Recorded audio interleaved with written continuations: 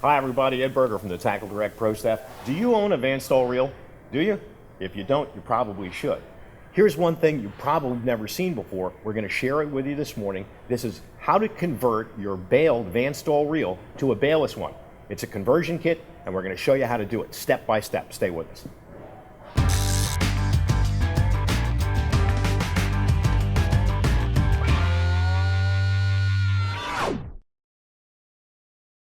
Hey, we're here with Craig again from Van Staal. Craig? Always a pleasure, Ed. Here we are again, man. We've done a couple of these. Yeah, absolutely. It's always fun. Every time you've got something new and you've got something cool to go through, and today is no exception. What'd you bring? All right, we brought the new baleless manual pickup kit for the VM series reels. So they fit both the VM 150 and VM 275. And this is no ordinary baleless kit that utilizes the existing bale wire and counterbalance. Like everything with Van Staal, we machined it and made it specifically for this application, which means that these lock down. There's no flex, which is very important.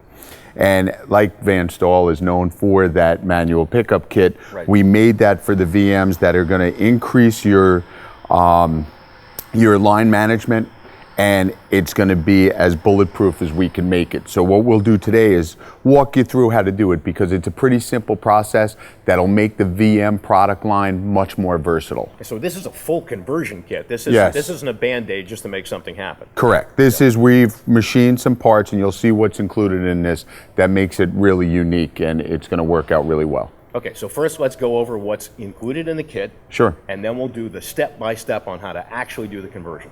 Perfect. Okay, Craig, so now these are actually the parts that are in a conversion kit. Tell us what we have here. Okay, so we're going to take this reel that's baled, and we're going to convert it into this baleless or manual pickup version. So we're going to utilize some parts from the existing bale wires assembly that we'll go through, but what comes is a machined new arm lever, the counterbalance, the pins that are going to attach those to the rotor, and a cap for the line roller. Step one, we're going to remove the drag knob and the spool and the handle arm. You're just going to spin clockwise and it's going to come off. That makes it easy for you to get to all the parts that you need to. Okay, so the first thing we're going to do is we're going to take a small flat screwdriver and we're going to remove these E-clips on the inside. Okay, so the E-clips, they have little slots in them, and you're just going to simply, I like to flip the bale wire up. You're going to get in. Let's just tilt it up a little bit, yeah, so Rob can see what the camera. There you go. And you catch the corner of that and you slide out the E-clip on both sides. That's holding the bale arm and the counterbalance. And those slide around so you can position it so you can get a good purchase on it and slide it out. So step two, we just did with the remove the E-clips. Now what we're going to do in step three is just push these pins out, and we're going to remove the bale wire assembly. So all we're going to do is pull the pins. They slide right out. Okay? And we're not going to use these pins in the conversion, the manual conversion. So you just get your flat screwdriver under there and pull this out. And now you could lift this out and the whole assembly comes off. Got it. All right, step four, what we're going to do is we're going to remove the bushings from the bale lever and counterbalance. And you can use your flat screwdriver and you get inside and you push the flange bushings out. We're going to use those in the counterbalance and the arm lever here. So you'll see that those are black bushings on the inside, and I push those out. Okay, which gets us to step five, which we're going to prep now the rotor. And we're going to remove using the T8, your Torx screw, and we're going to remove this plate.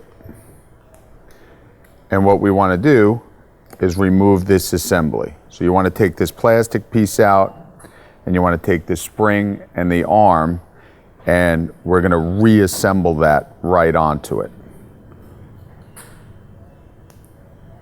And we're going to put this number 8 torque screw back in and tighten that up. Super. Okay, now step 6, what we're going to do is we're going to use the arm lever that comes in the kit, and we're going to put in the flange bushing that you took out of your arm lever on the bale assembly, and we're just going to press it into place, and it pops right in. And both bushings are the same, so it exactly. doesn't matter You which one can't screw it up, whether it comes out of the counterbalance or the bale arm assembly over there. We're going to do the same thing on the inside here, and I would use the small flat screwdriver to just push that into place. And if you feel that it doesn't go all the way in, it's going to be okay. When we assemble the pins with the threads, we'll be able to suck it into place. Okay? So do your best to get it pushed into place. And then the next step is going to be inserting the new arm lever from the kit onto the rotor. And it makes it easy because we have a hole here and a stud on the arm lever. Right. Okay? So we're going to take that, we're going to locate it, and we're going to push it into place, and it drops right in. Right.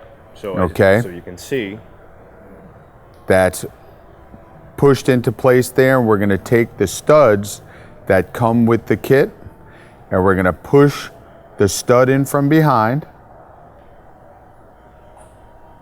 And now we're going to use a little blue Loctite, and we're going to put some blue Loctite on that screw.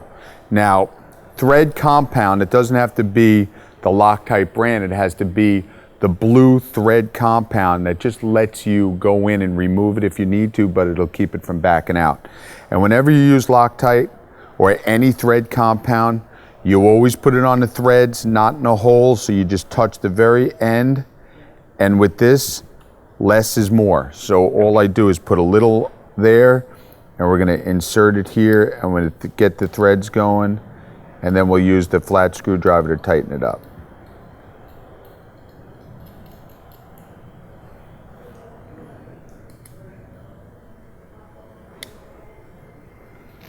Okay, and we snug it down. Now that's set. We're going to do the same thing on the other side with the counterbalance. Now there's nothing to locate there. We're just going to take the counterbalance with the bushing. We're going to press it up against the side. We're going to take the new pin, and it's going to go in from the outside. I'm sorry, it's going to go in from the inside here, the pin. Okay, we're going to hold that in place like this. We're going to put a little thread compound on this like we did the last one, if you want to hold that edge so we don't get it on this mat. And we're just going to put a little blue on it, and we're going to drop that in right from the top here. And we're going to do the same thing, and we're going to thread that in and snug it up.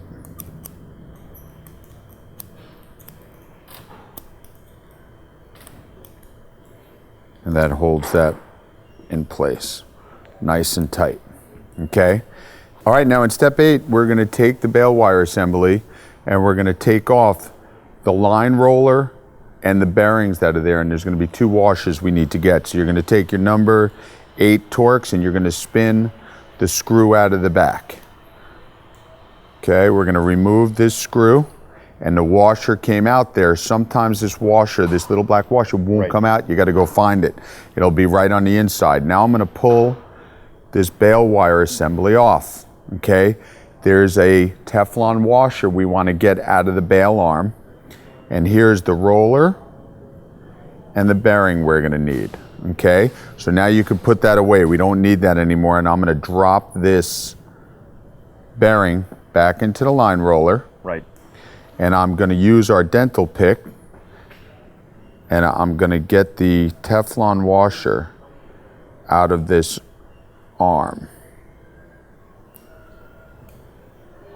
And it's pressed in there pretty good, but you'll be able to lift it out. You want to be careful with that. You don't want to scratch the surface of it. That's why I use a nice sharp dental pick, and you can get a dental pick in any hardware store.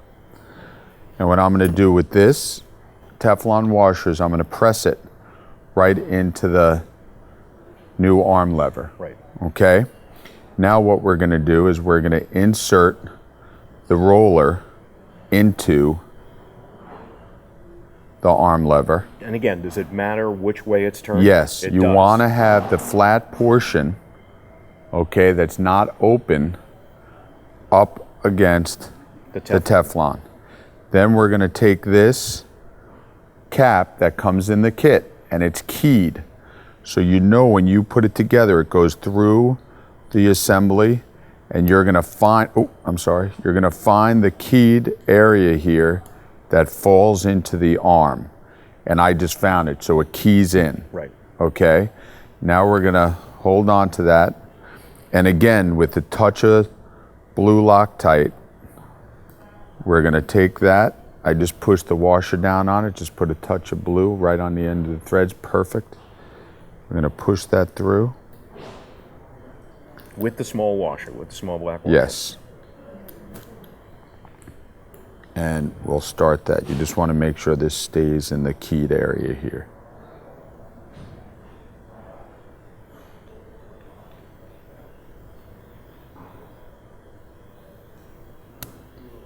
And now I'm going to tighten this up with the number 8 Torx. And your baleless kit is complete. You've now gone from a baled reel to a baleless manual pickup kit that will eliminate any of those plugs getting snapped off. You'll have better line management. You lose a lot of parts that could eventually fail, right, where now you just made it a bulletproof product. So the VM becomes a very versatile reel with this new baleless kit. And I mean, in all fairness, I mean, we did some editing here to do some inserts for you guys, but this whole process just took us 15 minutes. Yes. Tops. Yep. If you've never done it before, stop in between each step, and it'll take you, give yourself 20 minutes, and you'll be able to change over to this baleless kit. So it's a great new setup, and the conversion kits, I mean, what's the pricing on something like The pricing on it is $69. So if you have any questions about the conversion kit, the conversion itself, of course, for the process, you could just go back and go through this instructional video. As you know, Craig's demonstrated throughout the course of this, it's really not that difficult to put it together as long as you're methodical and work your way through it. If you have any questions, call the number that's on your screen, talk to one of the product specialists here at TackleDirect. Of course, you can shop 24/7 at TackleDirect.com and pick up your conversion kit. Or if you happen to be up in the Northeast, be sure to stop by our showroom. One of our guys can show you how to do this. Craig, thanks very much for coming in. Always again. a pleasure. Thank you, guys. We always have a great time here. Hey, we'll see you with your converted fan stall out on the water.